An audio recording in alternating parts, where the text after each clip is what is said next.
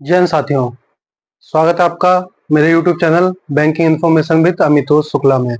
और मैं हूं अमितोष शुक्ला। सबसे पहले तो आप सभी को बहुत बहुत धन्यवाद कि आपने इतने कम समय में इतना ज़्यादा प्यार दिया, इतना सपोर्ट किया मेरे चैनल को और मुझे बहुत अच्छे अच्छे सुझाव भी भेजे। तो इन सब के लिए मैं आपका आभारी हूँ। अब हम बात करते हैं कि आज के हमारे टॉपिक रीजनिंग की। आज हम मेंस के बारे में बात करेंगे। मेरे पास बहुत सारे अपने एक्स सर्विसमैन भाइयों के मैसेज आई, कॉल आए कि सर प्री तो हमारा निकल जा रहा है बट मेंस में हम आगे कहीं ना कहीं फंस जा रहे हैं। तो मैं आपको बताना चाहता हूं कि बहुत सारे चैनल, मैं किसी का यहाँ नाम नहीं लूंगा, बट बहुत सारे चैनल ऐसे हैं जो केवल प्री प्री प्री पढ़ाते हैं और मेंस तक वो पढ़ाते ही नहीं है। इसीलिए हम लोग, वैसे भी हमारी पढ़ाई 20 साल लगभग पीछे हो जाती है, फिर हम उसका दोबारा रीस्टार्ट करते हैं तो हम लोग उतना कॉप अप नहीं कर पाते हैं। कुछ बंदे ऐसे 1 साल 2 साल 3 साल से लगे हुए हैं, प्रॉपर उनको गाइडेंस नहीं मिल रहा है कि वो कैसे पढ़ें, कहाँ से पढ़ें और कितना उनको पढ़ना है, क्या क्या टॉपिक कवर करने हैं, क्या कवर नहीं करने हैं। इसी के लिए आज मैं स्पेशली, क्योंकि बहुत सारे लोगों को मैसेज आया मेरे पास कि सर प्री तक तो मेरा लगभग क्लियर है, आप मेंस के बारे में अभी बता दीजिए तो सही रहेगा। तो स्पेशली मैं आपके लिए आज मेंस के लिए सब्जेक्ट वाइज, आज मैं रीजनिंग की बात करूंगा, केवल सब्जेक्ट वाइज प्रॉपर रणनीति लेके आया हूं, जिससे कि आप अपना उस रणनीति को अपनाइए और आराम से आप सिलेक्शन लीजिए। जैसा कि आपको पता है, एसबीआई में रीजनिंग रीजनिंग के 50 क्वेश्चन 60 मार्क्स से आते हैं। एसबीआई में 50 क्वेश्चन 60 मार्क्स आते हैं। मतलब क्या है कि एक क्वेश्चन 1.25 मार्क्स है। आईबीपीएस में सेक्शन ए सेक्शन बी अलग अलग आते हैं, बट एसबीआई में 50 क्वेश्चन आते हैं 60 मार्क्स से। एक क्वेश्चन 1.25 मार्क है, नेगेटिव मार्किंग है तो 0.3125 की नेगेटिव मार्किंग है। तो कल मैंने अपने पहले वीडियो में ये कहा भी था कि रीजनिंग ही सबसे इजी और सबसे स्कोरिंग है। रीजनिंग स्कोरिंग इसीलिए है क्योंकि रीजनिंग में आपका 50 क्वेश्चन 60 मार्क्स हैं, आप आराम से, हमारा जो मेन टारगेट है ना एसबीआई में, वो हमारा मेन टारगेट क्या है? मेन टारगेट हमारा है 60 प्लस का, कि हमें 60 का बैरियर पार करना है। 60 से कम में हमारा सिलेक्शन नहीं होता, तो हमारा मेन टारगेट 60 प्लस का है। तो 60 प्लस में रीजनिंग को हमें कितना स्कोर करना चाहिए? रीजनिंग का हमें जो अपना टारगेट लेके चलना है रीजनिंग का, किसी भी हालत में, वो हमें रीजनिंग का टारगेट अपना 25 प्लस का लेके चलना है। पहले लोग बोलते थे कि केवल जीए और इंग्लिश पढ़ लो और मैथ और रीजनिंग में तो अगर मिला के भी 25 नंबर आ जाए तो आपका काम हो जाएगा। बट आजकल सिनेरियो चेंज हो चुका है। लास्ट ईयर एग्जाम ने बता दिया है कि जीए की क्या हालत हुई थी।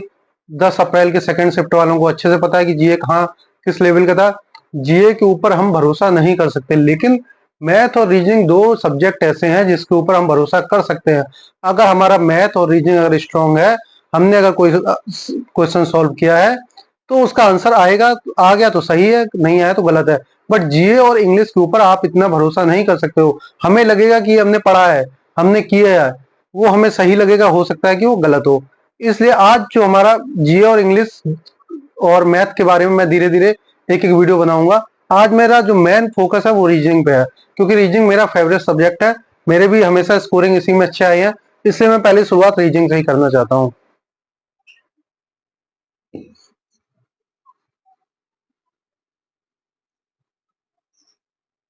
जैसा उस दिन मैंने प्री के बारे में भी आपको बताया था कि रीजनिंग दो चीजों से मिलकर बनी है, एक मिसलेनियस और सीटिंग पजल। बट मेंस में ऐसा नहीं है। मेंस में हमारा रीजनिंग तीन चीजों से मिलकर बनी है। मेंस में हम रीजनिंग को तीन पार्ट में डिवाइड करेंगे: miscellaneous, seating puzzle, critical. Critical oblique, बहुत लोग इसको लॉजिकल रीजनिंग भी बोलते हैं, लॉजिकल रीजनिंग। तो मेंस में हमारा ये तीन पार्ट में आता है: miscellaneous, seating puzzle, critical reasoning. 50 question आते हैं इसके टोटल, 50 क्वेश्चन। इनका वाइफरकेशन कैसे होता है 50 क्वेश्चन का? 20 नंबर का, लगभग 18 से 20 नंबर का आपको मिसलेनियस मिलेगा। सीटिंग पजल आपको 20 नंबर की मिलेगी और बचा हुआ 8 से 10 नंबर का आपको, अप्रोक्सीमेट 8 से 10 नंबर का आपको ये मिलेगा। Miscellaneous, seating puzzle, critical reasoning. 18 से 20 नंबर का ये आता है, 20 से 22 नंबर का ये आता है, 8 से 10 नंबर का ये आता है। बहुत सारे लोग हैं, बहुत सारे ट्यूटर भी ऐसे हैं, यूट्यूब पर भी हैं, जो ये चैप्टर पढ़ाते ही नहीं है, छोड़ देते हैं। बहुत लोगों से मैंने बात की, बोला सर क्रिटिकल रीजनिंग तो हम देखते ही नहीं है। सबसे बड़ी गलती हम यही करते हैं। ये बहुत स्कोरिंग सब्जेक्ट है, 8 से 10 नंबर है। मैं मानता हूं कि आप 10 क्वेश्चन करोगे, हो सकता है आपके 6 सही होंगे, 4 गलत होंगे, बट आप अगर 6 सही करके और 4 गलत करके फिर भी आपको ये 5 5.5 नंबर देके जाएगा। इसलिए हमें इस पे अच्छे से काम करना है, इसको बहुत अच्छे से पढ़ना है, क्योंकि ये चैप्टर स्कोरिंग है। क्योंकि मेंस में क्या होता है ना, हमारे पास टाइम है 45 मिनट का, हम सीटिंग पजल नहीं कर पाते हैं। ब्लड रिलेशन के साथ कोई सीटिंग आ गया, आप उसको करने बैठे, पता चले आपने 45 मिनट में 30 मिनट उसी में खर्च कर दिया और बनी भी नहीं।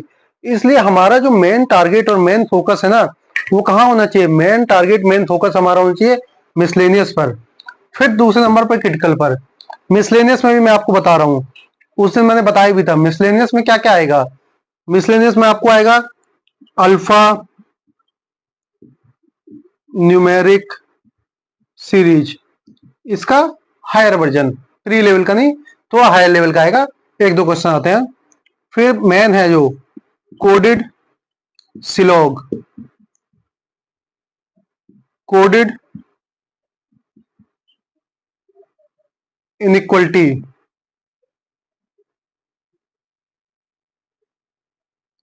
Coded direction,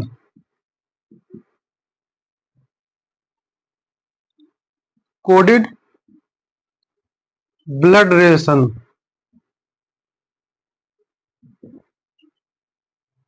coded blood relation हो गया,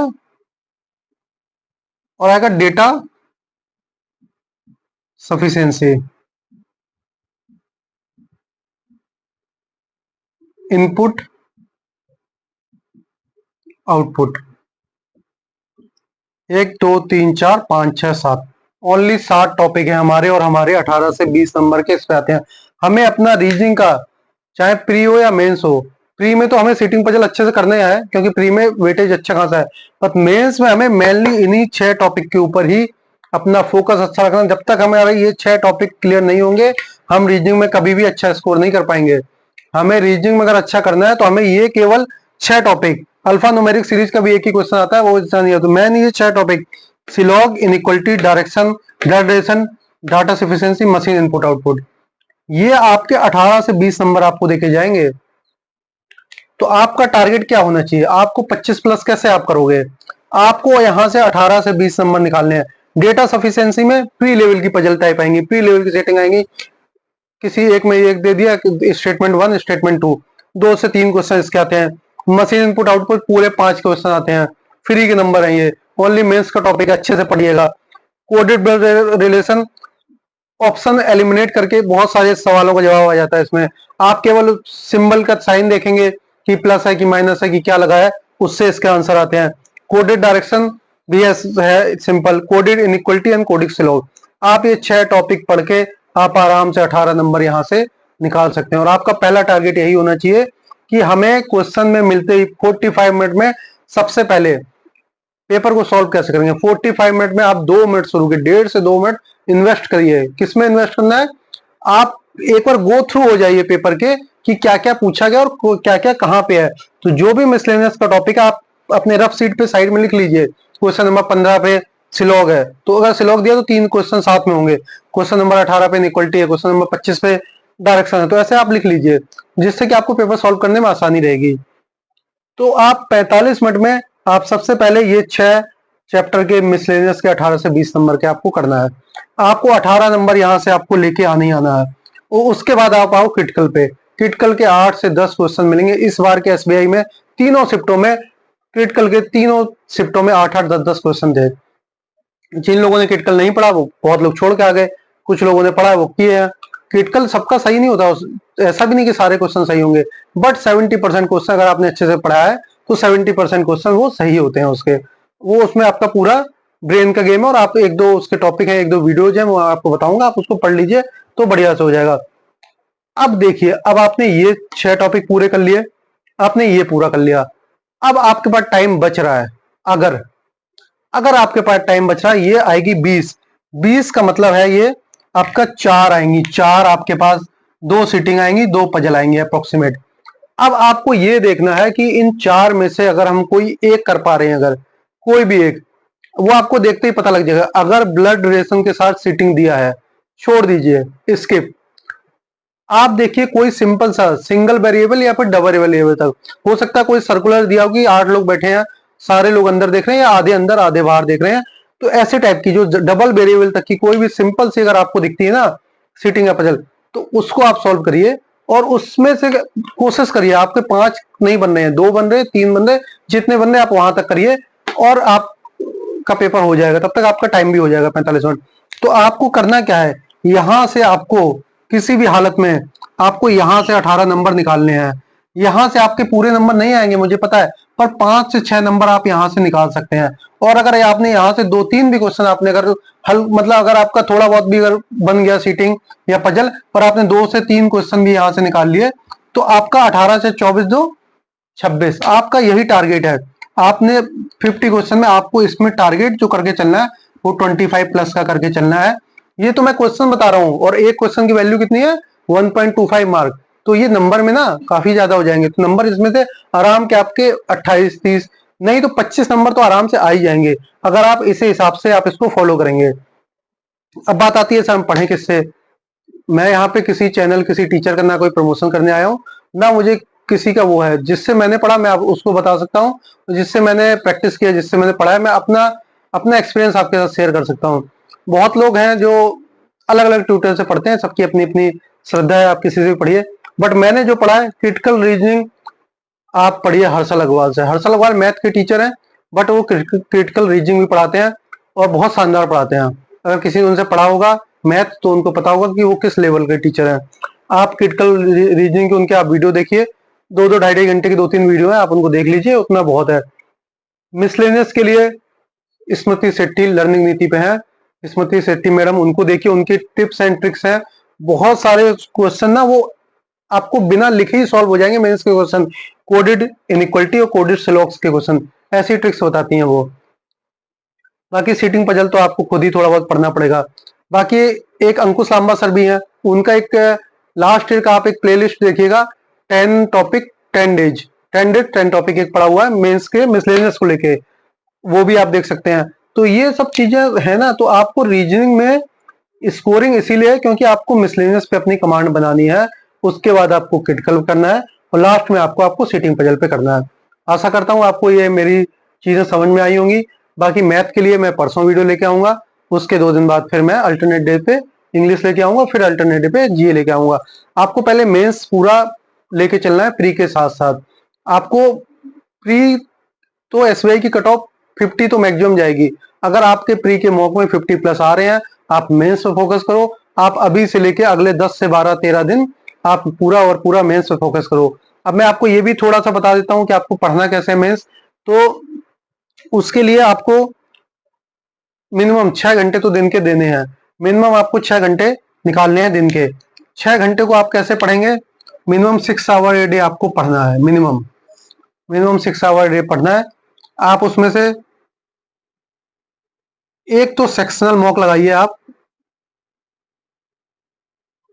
मेंस का, सेक्शनल मॉक आप मेंस का लगाइए।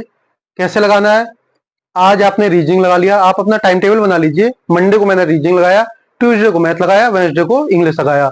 जीए का सेक्शनल मॉक लगाने की जरूरत नहीं है, जीए तो आप केवल पढ़ना है आपको। तो आपको वीक में आप 2-2 सेक्शन मॉक हो जाएंगे आपके, 2 आपके रीजनिंग हो जाएंगे, 2 आपके मैथ हो जाएंगे, 2 आपके इंग्लिश हो जाएंगे। 45 मिनट का सेक्शन मॉक होता है, आप आराम से लगाइए, किसी भी ऐप से लगाइए, टेक्स्ट बुक से लगाइए, स्मार्ट कीड़ा से लगाइए, जहां से आपको लगाना है वहां से लगाइए। 45 मिनट आपने इसमें इन्वेस्ट किया अपना, रेस्ट 45 मिनट आपको फिर जो आपने सेक्शन मॉक लगा लिया उसको आपको एनालिसिस करना है कि मेरा कितना हो गया, क्या गलत हुआ, क्या सही हुआ। 1.5 आवर आपका ये निकल गया। उसके बाद आपके पास जो बचे हैं 4.5 घंटे, 4.5 घंटे को आपको 1.5 आवर आपको जीए पढ़ना है। फिर जो आपके पास 3 आवर हैं, उन 3 आवर को आपको तीनों सब्जेक्ट को 1-1 आवर देना है मेंस के लिए। फिर आपको तीनों सब्जेक्ट को रीजनिंग, मैथ और इंग्लिश। ऐसे करके आपको अपने 6 घंटे का उपयोग करना है। अगर आप लोग, बहुत लोग एग्जाम आ रहे हैं तो बहुत लोग हो सकता है छुट्टी पे हों या फिर लास्ट अपने क्लियरेंस वगैरह पे हों, तो वो लोग 6 से ज्यादा घंटे भी निकाल सकते हैं, तो वो उसी हिसाब से अपने आप को टाइमिंग बढ़ा सकते हैं। बट मिनिमम आपको अभी 6 आवर ए डे तो देना ही देना है, और आप इसी हिसाब से पढ़िए। बाकी आगे मैं आपको बताता रहूंगा। आशा है कि आपको मेरा ये आज का वीडियो पसंद आया होगा। अगर पसंद आया, लाइक करिए, चैनल को सब्सक्राइब करिए और बहुत ज्यादा से ज्यादा अपने एक्स सर्विस भाइयों तक शेयर करिए। जय हिंद, जय भारत।